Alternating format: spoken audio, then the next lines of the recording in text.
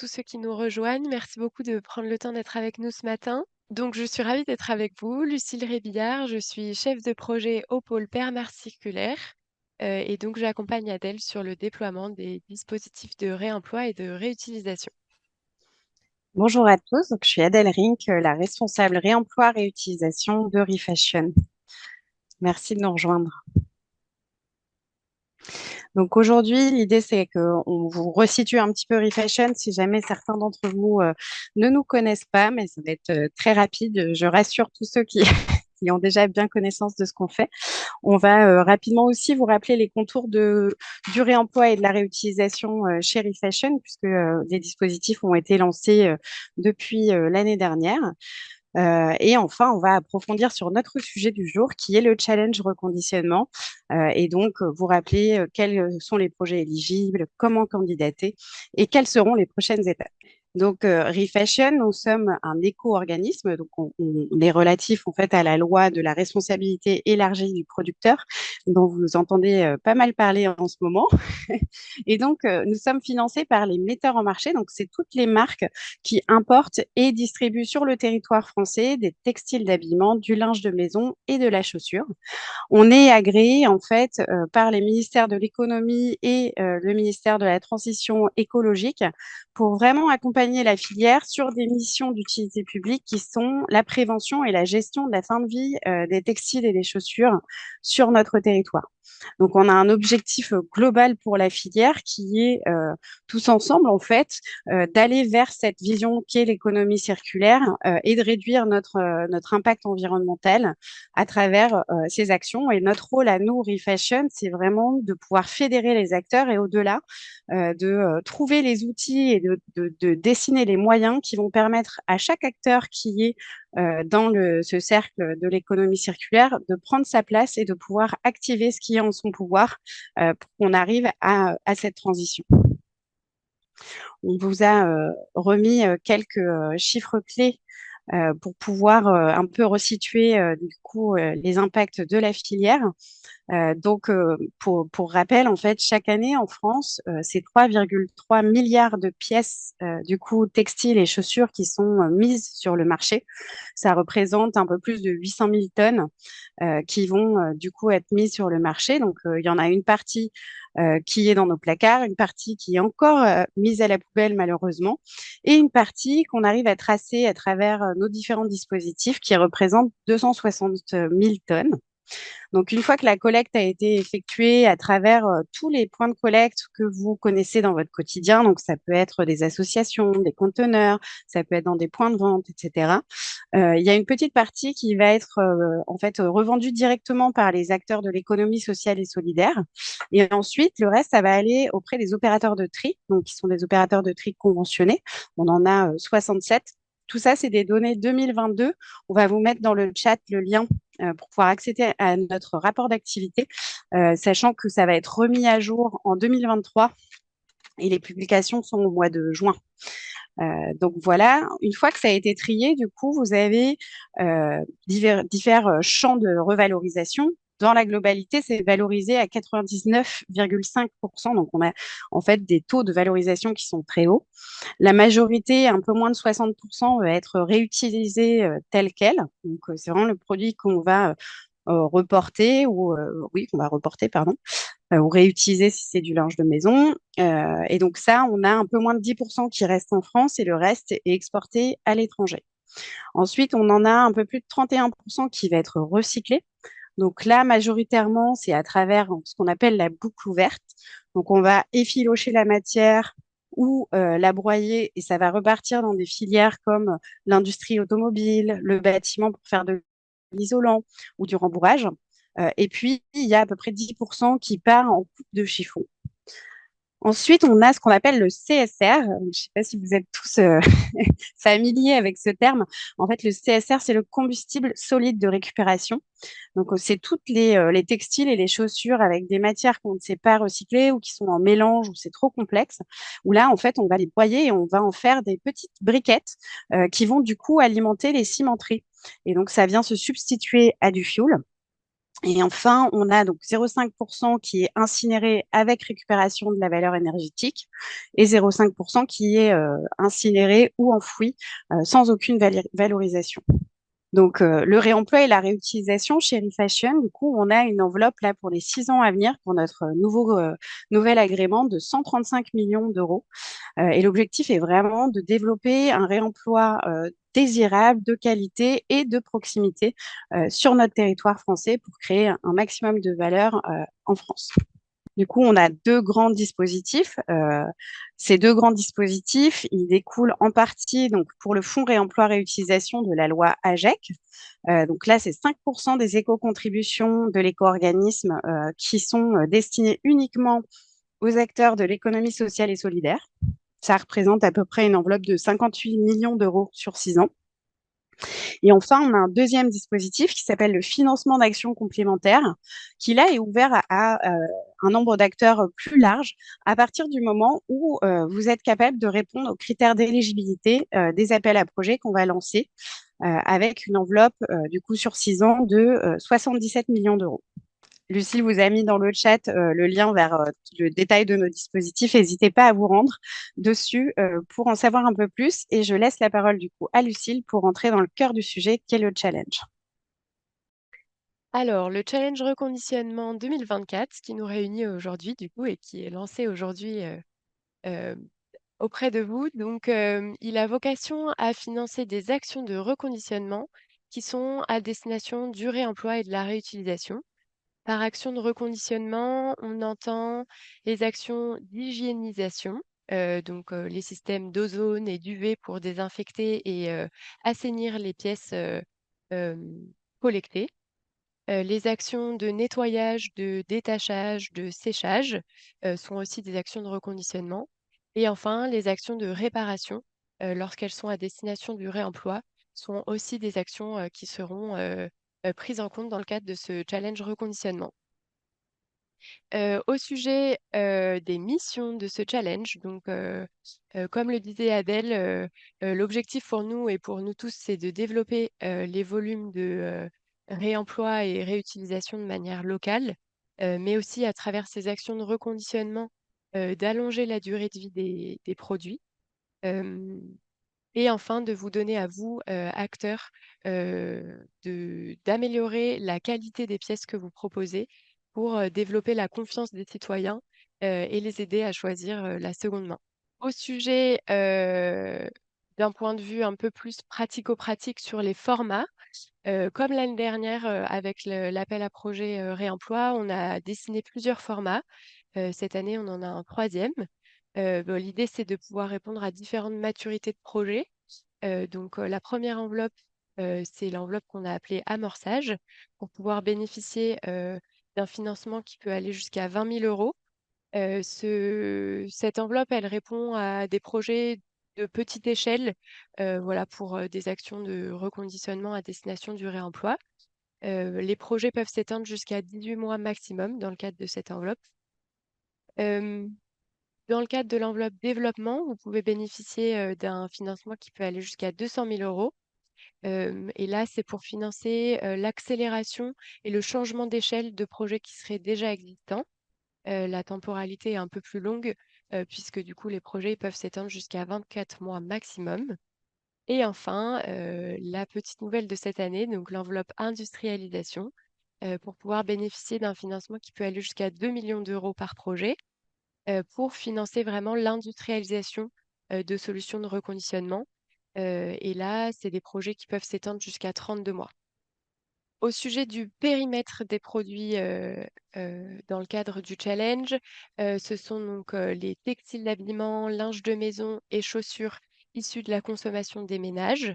Donc sont exclus du challenge reconditionnement les invendus, les chutes de production, les stocks dormants, les produits défectueux, les textiles d'habillement professionnel, voilà, tous les produits qui ne font pas partie de notre périmètre chez Refashion. Donc pour l'enveloppe amorçage, on pourra couvrir jusqu'à la totalité des dépenses engagées dans le cadre de votre projet. Et pour les enveloppes développement et industrialisation, on couvrira jusqu'à 50% du montant global de votre projet. Au sujet des dépenses éligibles, donc on a un socle commun de dépenses éligibles pour les 3 enveloppes, qui sont donc l'achat de matériel et consommables, les frais de formation, les frais de personnel également, mais aussi les frais généraux et de structure jusqu'à 5% maximum de l'enveloppe globale du projet. Les dépenses supplémentaires qui sont éligibles dans le cadre des enveloppes développement et industrialisation sont les dépenses d'accompagnement et de conduite de projet, ainsi que les dépenses de communication. Et au sujet de la sous-traitance, il y a une part qui est acceptée dans les différentes enveloppes. Elle est limitée à 75% du projet maximum dans le cadre de l'enveloppe amorçage et à 20% pour les enveloppes développement et industrialisation. À la lumière de notre retour d'expérience de l'appel à projet 2023, on voulait revenir sur l'éligibilité des projets et les différents sujets et types de projets, parce qu'on a été frustré de refuser un certain nombre de projets l'année dernière qui ne rentraient pas dans le périmètre des actions éligibles dans le cadre de l'appel à projet. Et donc, cette année également, les projets qui porteraient sur des produits qui ne sont pas dans notre périmètre de la filière TLC, textile, linge de maison et chaussures, ne seront pas étudiés, enfin ne seront pas éligibles au challenge reconditionnement. Donc, je vous les évoquais tout à l'heure, ce sont les produits qui sont hors scope de notre filière. Également, les projets qui concernent des activités d'upcycling ne rentrent pas en compte dans le challenge reconditionnement parce que par l'upcycling, on n'entend pas d'action de reconditionnement ni de réemploi, mais il y a transformation du produit.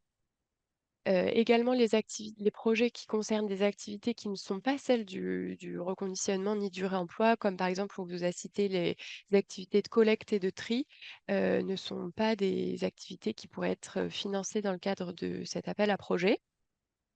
Également, si vous candidatez en ayant un projet de création de structure, ce ne sont pas des projets qui seront éligibles dans le cadre de ce challenge reconditionnement. Et enfin, tous les projets qui concerneraient des activités de sensibilisation à travers des ateliers à destination du grand public, donc que ce soit des ateliers de customisation, de réemploi, de réparation. Tout ça, ce ne sont pas des projets éligibles chez nous dans le cadre du challenge reconditionnement. Donc, on est vraiment sur le financement d'activités de reconditionnement à destination du réemploi et de la réutilisation sur le territoire français. Donc, pour compléter ce qu'a dit Lucille, effectivement, l'an dernier, on a eu 84 projets soumis et il n'y en avait que 41 qui étaient éligibles. Et donc, ça a été une frustration autant pour les acteurs qui avaient pris le temps de déposer des dossiers que pour nous parce que, il y avait des projets qui étaient très intéressants, mais qui malheureusement ne rentraient pas dans notre cadre d'action. Donc, on vous rappelle un peu les conditions d'éligibilité. Celles-ci sont particulièrement importantes. Donc, le premier, c'est que le projet doit être porté par une seule entité. Donc, vous pouvez faire un partenariat avec d'autres acteurs et faire un projet collectif porté par plusieurs acteurs. Mais par contre, on doit avoir un seul acteur identifié en tant que porteur de projet qui prendra la responsabilité des échanges avec Refashion et qui signera la convention au nom du groupe. Le projet doit être déployé sur le territoire français uniquement. Vous devez du coup aussi pouvoir justifier de deux choses qui sont extrêmement importantes, notamment pour des questions de traçabilité et de transparence des flux. Comme vous le savez, il y a beaucoup de reportages sur ce que deviennent nos textiles et chaussures usagés. Refashion, dans nos missions, on a quand même une action qui est importante, qui est en fait de faire venir avec nous toutes les personnes qui font de la collecte pour pouvoir du coup tracer en fait cette traçabilité et avoir une transparence des flux. Donc, un des requis pour pouvoir en fait être financé par eFashion, c'est que si vous faites de la collecte, vous devez être conventionné en tant qu'opérateur de collecte. Et si jamais vous ne l'êtes pas, vous engagez à vous approvisionner avec un opérateur de collecte ou un opérateur de tri conventionné. Et enfin, il faut pouvoir justifier d'une activité de réemploi réutilisation sur le territoire français. Donc ça, c'est pas forcément vous qui réemployez les textiles et chaussures qui feront partie du projet, mais par contre, il faut justifier d'un partenaire qui s'engage à reprendre ce qui est reconditionné et à pouvoir le vendre ou le donner à travers son dispositif. Donc, pour rentrer un peu dans le sujet du conventionnement, puisque c'est un des sujets qui a du coup éliminé beaucoup de gens l'année dernière, il y a un peu trois cas pratiques. Il y a le premier cas pratique où vous êtes un opérateur de collecte ou un opérateur de tri qui est conventionné, en quel cas vous êtes éligible au dispositif et vous pouvez déjà commencer à faire votre dossier de candidature. Il y a le deuxième cas où vous faites de la collecte, mais vous n'êtes pas conventionné. Et donc là, pour pouvoir être conventionné avec Refashion, il faut faire de la collecte, on appelle ça tout venant, c'est-à-dire que quel que soit l'état des textiles et des chaussures que vous collectez, vous les récupérez. Et ensuite, il faut prendre toutes les catégories. C'est quelque chose qui, en fait, régit un peu les principes directeurs de la filière pour permettre un équilibre, en fait, dans les flux. Et donc, ça veut dire qu'il faut que vous collectiez toute typologie de textiles d'habillement, linge de maison et chaussures, et quelle que soit leur étape, pour pouvoir être conventionné avec Refashion. Et vous devez pouvoir aussi justifier que derrière vos tonnages que vous n'allez pas utiliser si vous êtes un acteur de l'ESS sont bien repris par un acteur conventionné pour qu'on puisse avoir la traçabilité. Si jamais vous ne faites pas de collecte et que du coup vous ne pouvez pas être conventionné, il faut que vous vous rapprochiez du coup d'un acteur qui est conventionné pour pouvoir faire un partenariat avec eux. On vous a mis, Lucille vous a mis là dans le chat la liste des acteurs. Donc, soit vous pouvez accéder aux modalités, pardon, pour conventionner si vous ne l'êtes pas et que vous êtes éligible, et soit sinon, l'idée, c'est de vous rapprocher d'un acteur qui est conventionné pour pouvoir faire un cahier des charges avec lui et trouver un partenariat qui vous permette de vous approvisionner de matières qui sont bien éligibles en fait, à nos soutiens et donc pouvoir cocher cette case d'éligibilité pour pouvoir monter votre projet. Donc oui, pour rappel, en fait, le gouvernement, pour protéger les acteurs de l'économie sociale et solidaire, ne permet que à ces acteurs-là, en fait, de pouvoir faire ce qu'on appelle une action d'écrémage sur ce qui est collecté, c'est-à-dire que c'est les seuls qui sont autorisés à faire un pré-tri et à récupérer les produits de très bonne qualité. Donc maintenant, je vais laisser Lucille vous présenter comment candidater. Pour candidater et se lancer dans l'aventure du challenge reconditionnement, on vous a préparé un processus digitalisé sur une plateforme. Pour pouvoir accéder, on va vous envoyer le lien de la plateforme. Euh, pour pouvoir accéder à votre formulaire de candidature, il vous faudra créer un compte. On vous demandera un certain nombre d'informations de contacts. Et vous recevrez un mail pour confirmer votre compte et par la suite, du coup, pouvoir commencer votre candidature. N'hésitez pas à aller regarder dans vos spams parce que le mail de confirmation arrive parfois là-bas. Et ensuite, au fil du questionnaire de candidature, on va vous demander un certain nombre d'informations. Je vais vous présenter les sections juste ici. Donc, plusieurs étapes dans le processus de candidature, 4 sections sur le questionnaire. La première qui concerne le porteur de projet, donc un certain nombre d'informations nous seront demandées. Ensuite, une section qui concerne le projet lui-même. Donc, vous serez amené à répondre à l'ambition du projet, à son impact, ses bénéfices, les volumes réemployés, réutilisés dans le cadre du projet, etc. Ensuite, la troisième section du questionnaire, elle est consacrée au financement et au livrable du projet. Et enfin, la dernière section, elle est là pour vous permettre de nous transmettre un certain nombre de pièces justificatives. Euh, voilà. C'est un processus qui prend un peu de temps. Le questionnaire est assez long. Donc, on vous conseille de prévoir un minimum 1 heure pour voilà, le faire de manière plus qualitative possible. Donc, connectez-vous en connaissance de cause et rendez-vous sur la plateforme pour pouvoir créer votre compte et lancer votre candidature. Alors, on va vous demander du coup dans la plateforme de candidature de compléter des tableaux financiers. Vous verrez que les champs en fait de complétion ne sont pas obligatoires puisqu'il y a trois tableaux différents. Donc, c'est des fichiers Excel en fait qu'on vous demande de bien compléter dans l'intégralité pour que votre dossier soit éligible, puisque c'est des éléments qui sont importants, notamment au moment de l'évaluation.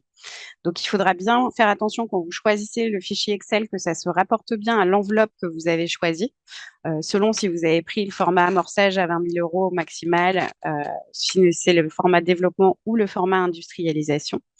Et il est important, en fait, dans ce tableau, de bien penser à comment dire, orchestrer, penser à nous présenter la façon dont vous allez développer votre projet. On a un onglet étapes. Vous allez voir, vous avez là un exemple sur cette slide de complétion. Donc ça, c'est un format amorçage de 20 000 euros qui est sur une période assez courte. Et donc l'idée, c'est de bien assigner des étapes avec une temporalité, une activité qui est bien décrite, des livrables. C'est hyper important qu'on ait des livrables, puisque en fait, c'est ça qui va déclencher aussi derrière le versement des financements et du coup, des montants qui sont associés. Ensuite, donc, on voulait vous présenter les critères d'évaluation. Donc, les critères d'évaluation, ils reposent sur, du coup, l'impact en termes de volume que va apporter votre projet. Donc, c'est toujours intéressant de vous poser la question quand vous allez compléter, en fait, votre dossier de combien je demande de financement par rapport au volume que je vais pouvoir traiter. Et du coup, la cohérence et l'équilibre entre les moyens que vous demandez et l'ambition de votre projet, puisque ça va faire partie des critères en fait d'évaluation. Donc ça, c'est hyper important. La qualité technique du projet, donc quelles ressources vous mettez. Tout à l'heure, Lucille, elle évoquait le fait de questionner les freins et les risques. C'est hyper important de se poser les questions de, OK, je vais faire ce projet. Bien évidemment, j'ai envie que ça marche, on a tous envie que ça marche, mais qu'est-ce qui pourrait me freiner? Qu'est-ce qui pourrait, à un moment ou un autre, en fait, faire que ce projet ne marche pas? Ça, c'est hyper important de pouvoir avoir cet état d'esprit et de questionner aussi tout ça. Et puis, il y a toute une partie de l'évaluation qui repose sur la traçabilité, donc votre capacité à vraiment assurer une bonne transparence sur votre projet. Et deux points qui sont aussi importants, c'est le critère de proximité. Donc, selon si votre projet il est vraiment sur une échelle très restreinte dans votre ville et votre territoire, si il est au niveau départemental, régional ou national, ça va faire partie des critères d'évaluation. La dimension collective aussi, comment vous interagissez avec les acteurs de votre territoire, quel est votre ancrage territorial.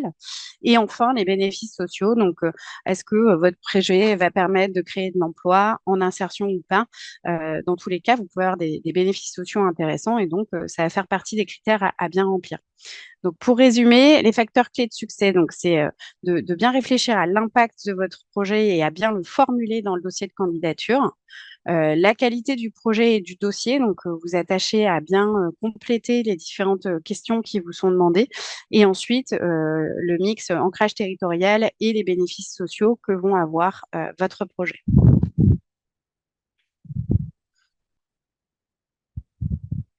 Donc, les prochaines étapes. Donc là, on lance aujourd'hui l'appel à projet. Fort de notre expérience de l'année dernière, on s'est dit qu'il fallait on vous, on vous apporte un petit peu plus de temps. Donc, on a deux dispositifs pour répondre à vos questions-réponses. Déjà, dans la plateforme, vous avez un chat dans lequel vous allez pouvoir nous poser vos questions. Et donc, on vous recommande à fond d'utiliser le chat de la plateforme. On essaiera d'être le plus réactif possible. Et au-delà, on a positionné un webinaire de questions-réponses pour pouvoir vraiment vous accompagner si jamais vous avez des doutes dans la complétion de vos dossiers le 26 mars à 14 heures. Donc, on vous mettra là, juste après, un QR code pour que vous puissiez vous inscrire dès à présent et vous l'aurez aussi dans le mail de remerciement que vous recevrez après le webinaire. Mais n'hésitez pas à faire appel à ce webinaire si besoin pour pouvoir nous avoir online et nous poser toutes vos questions et qu'on puisse vous accompagner un maximum pour avoir les dossiers les plus qualitatifs possibles et puis et puis vous accompagner au mieux. Donc, on clôt les candidatures le 19 avril. Entre le 19 et fin mai, on va avoir une petite période qu'on a appelée de pré-clôture dans notre règlement intérieur qui a pour vocation, si jamais il y a eu une petite erreur de frappe ou pas de frappe, mais je sais pas, vous avez téléchargé 2 fois le même fichier par erreur, pouvoir vous demander de nous renvoyer le bon fichier. Donc, les dossiers ne seront pas modifiables. Par contre, si sur les pièces justificatives, il y a eu un petit bug quand on va faire les contrôles, on pourra vous redemander des éléments complémentaires.